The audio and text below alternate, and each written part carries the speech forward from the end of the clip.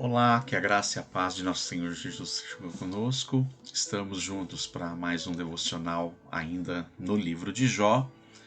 E seguindo aquela mesma estrutura dos devocionais anteriores, onde Jó expressa os seus sentimentos e a sua situação acerca da enfermidade que lhe fora cometido, bem como por todas as circunstâncias de perda que ele teve, todos os seus bens, seus 10 filhos.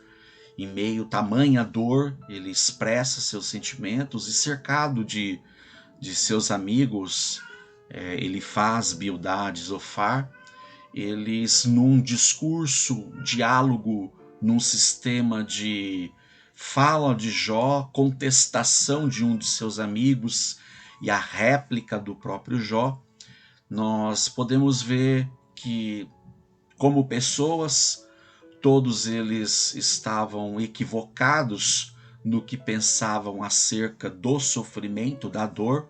O conceito de todos eles consistia em termos de justiça, o justo não pode sofrer e quem é ímpio tem que sofrer. Então, nisso, por conta de todo o sofrimento e toda a dor que Jó experimentava na vida, na pele,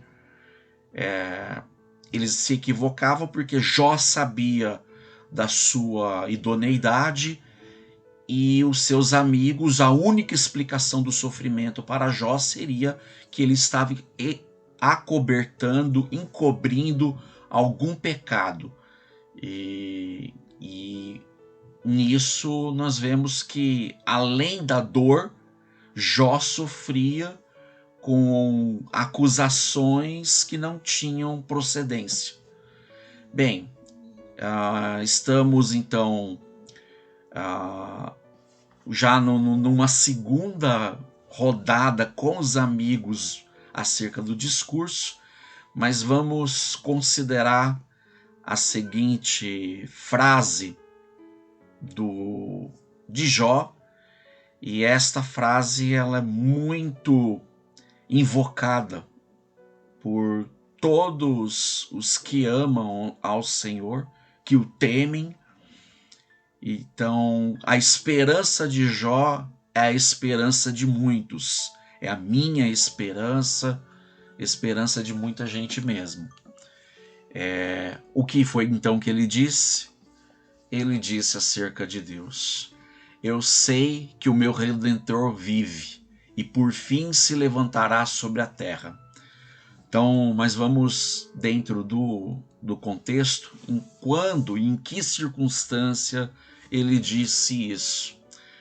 Vamos considerar alguns recortes de versículos desde o capítulo 17 até o 20. Então, aqui nas palavras de Jó, ele diz: o meu espírito está quebrantado, os meus dias se encurtam, a sepultura me espera. A verdade é que zombadores me rodeiam e tenho que ficar olhando a hostilidade deles. Dá-me, ó Deus, a garantia de que exiges. Quem senão tu que me dará segurança? Venham, porém, vocês todos e façam nova tentativa. Não acharei nenhum sábio entre vocês. Bem, aqui mais uma vez, a expressão de Jó era o seu espírito quebrantado e sua única esperança de tamanha doença, enfermidade que lhe acometia no corpo todo era a sepultura.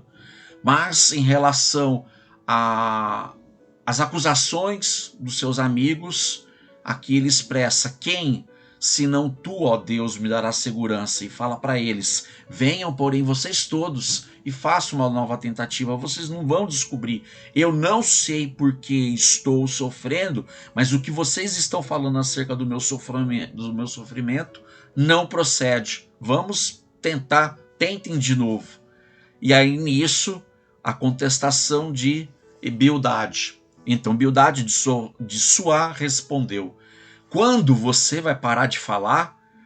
Proceda com sensatez e depois poderemos conversar. Aqui ele já do ponto de vista dele, Jó já estava assim tão insano, que insensato, que ele disse: olha, quando você quiser, Jó, falar com sensatez, com bom senso, aí a gente discute. Não é possível. E ele fala: não, depois poderemos conversar. E aí, você que se dilacera em ira, a lâmpada do ímpio se apaga e a chama do fogo se extingue. É lançado da luz para as trevas, é banido do mundo.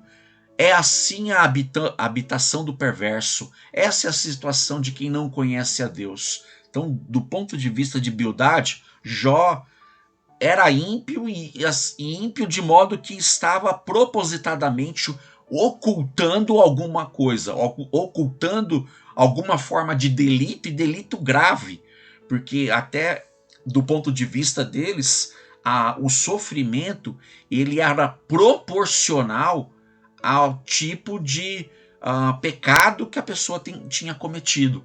Então, era nítido aos olhos deles: o sofrimento deste homem é imenso, então imenso também deve ser o seu delito. Nisso,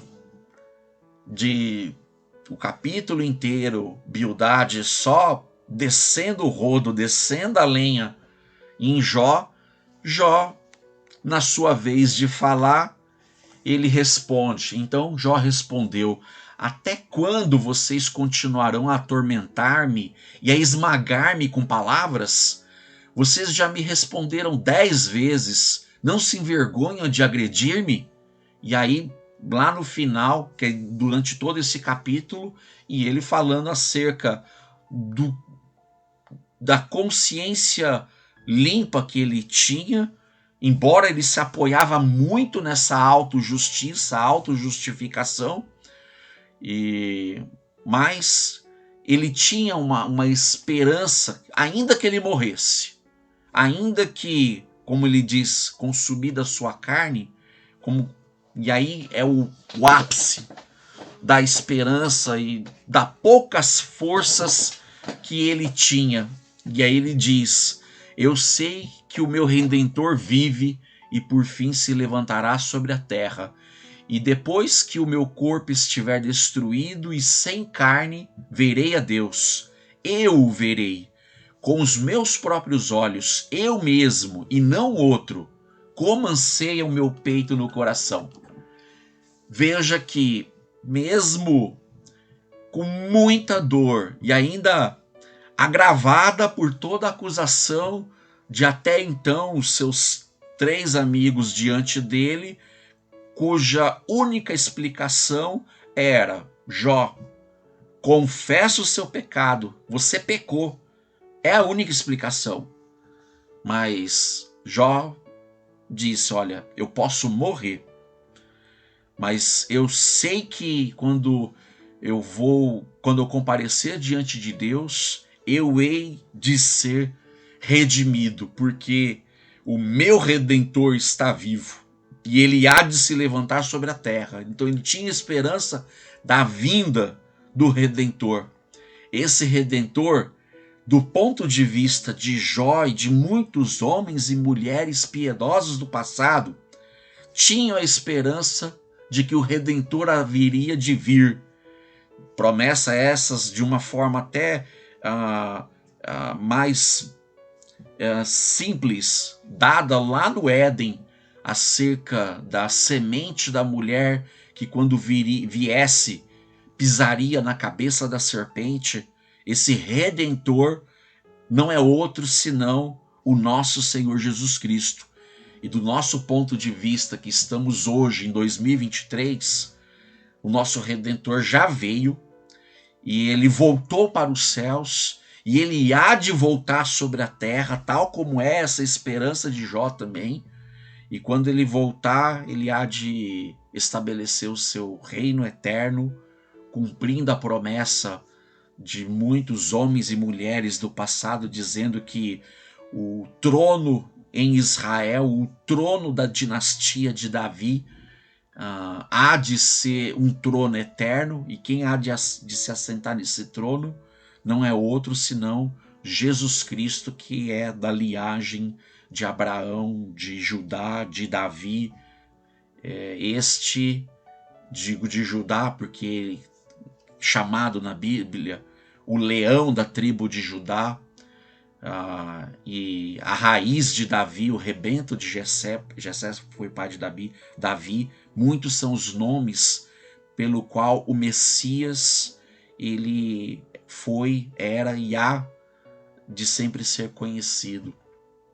Então, mesmo em meio à dor, como de Jó, mesmo em meio ao sofrimento, hoje podemos falar, e com base nesse texto, invocar esta esperança. Podemos passar pelo pior da vida e talvez subitamente deixar esta vida, mas na certeza da volta deste Redentor e de que este Redentor está vivo, não morto, vivo. A nossa esperança também é viva nele, viva em Jesus Cristo. E que, tal como Jó, ainda que consumida esta carne, os nossos olhos, o meu olho, o verá. Então, pode vir o tempo, não sabemos quando será este dia de que o Redentor há de se levantar sobre a terra, há de voltar para esta terra. Mas quando isso acontecer, seremos participantes, como disse o apóstolo João, lá em Apocalipse 20, quando fala da vinda do Messias em poder e em grande glória. Bem-aventurado aqueles que participam da primeira ressurreição, pois serão reis e sacerdotes e reinarão com Cristo eternamente. Então, temos essa esperança de que o Messias há de vir, e essa esperança que nos dá força, nos dá vigor, nos dá uma capacidade acima do natural para suportar o sofrimento de hoje, o sofrimento da vida, que é temporário, mas temporário enquanto estivermos vestidos dessa carne mortal, dessa roupagem. Porque quando o Messias voltar, seremos glorificados, e como ele é, nós o seremos também. Não deuses, pois ele é o único, mas seremos glorificados como ele glorificado está. Jó disse: eu sei que o meu Redentor vive e por fim se levantará sobre a terra. Então, com essa esperança, até aqui, ainda que até aqui, na metade do registro, equivocado quanto ao senso de justiça, ao que eles conheciam por justiça, mas como até vimos no devocional de ontem, Deus muitas vezes nos permite passar pelo sofrimento para que, experimentados nesta escola da dor, possamos consolar muitos que também enfrentam a dor à nossa volta. E isso só é possível nessa mesma esperança, crendo que o nosso Redentor está vivo, vive e há de se levantar sobre a terra, há de voltar para esta terra. Essa é a nossa esperança firme, que nos sustenta mesmo. Então, meu querido, minha querida, está enfrentando dor? Olhe para Jesus, pois ele há de vir, ele há de voltar. E ainda, em cima disso, como seguindo a nossa sequência, no capítulo 20, não foi muito diferente quanto a Zofar Namatita lhe responder: agita os meus pensamentos e leva-me a responder porque estou profundamente perturbado. Ouvi uma repreensão que me desonra e o meu entendimento faz-me contestar. Certamente você sabe que sempre foi assim desde a antiguidade. Desde que o homem foi posto na terra, o riso dos maus é passageiro e a alegria dos ímpios dura apenas um instante. Esse é o destino que Deus dá aos ímpios. É a herança designada por Deus para eles. Ou seja, ainda assim, os amigos não tinham uma outra explicação e entendi até como sendo uma ofensa ao intelecto deles da parte de Jó. Jó, eu me sinto ofendido. Você, nessa circunstância, o óbvio acontecendo na sua vida, e você querer subestimar o que nós aqui pensamos a esse respeito. E aí é como ele fala aqui no final. Esse é o destino que Deus dá ao ímpio, sempre foi assim. Você sabe disso. Bom, mas ainda assim, Jó sempre vai dizer que, ainda que lamente a sua dor, ainda que a única esperança de alívio para aquela dor física para ele é a morte, mas transcendendo ao que se limitava ao sofrimento e dor física, a sua esperança no íntimo da alma era acerca deste Redentor, em que ele sabia, como eu sei, como todo aquele que, alcançado por Cristo, pela graça, sabe que este Deus vivo, Deus conosco, o Senhor Jesus Cristo, ele está vivo, não está mais morto naquela cruz e nem na sepultura. Ele ressuscitou, vivo está e está para todo sempre. Então, e sabemos que há um dia glorioso que nos espera, em que todo o sofrimento desta terra há de cessar. Olhamos para este dia, mas fortalecidos hoje, aqui e agora, na certeza de que o nosso Redentor está vivo. Então, podemos estar sofrendo, mas é passageiro. O nosso Redentor está vivo. Pai, obrigado, Senhor, por mais esse dia.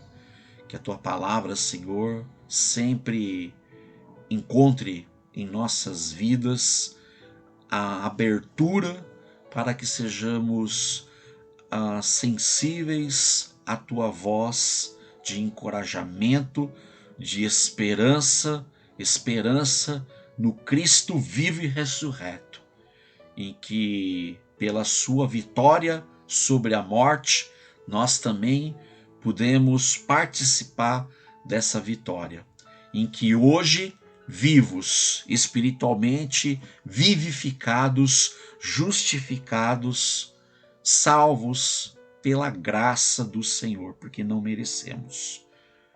E quando um dia estivermos no céu, saberemos que não foi por mérito, mas por um ato da tua soberana graça sobre nossas vidas. Senhor, que ainda hoje, quem estiver enfrentando dor, sofrimento, que encontre encorajamento no Cristo vivo e ressurreto, o nosso Redentor. Obrigado, Pai, é assim que eu oro, em nome de Jesus. Amém. Deus em Cristo te abençoe ricamente, pois ele vivo está, esse Redentor vivo está.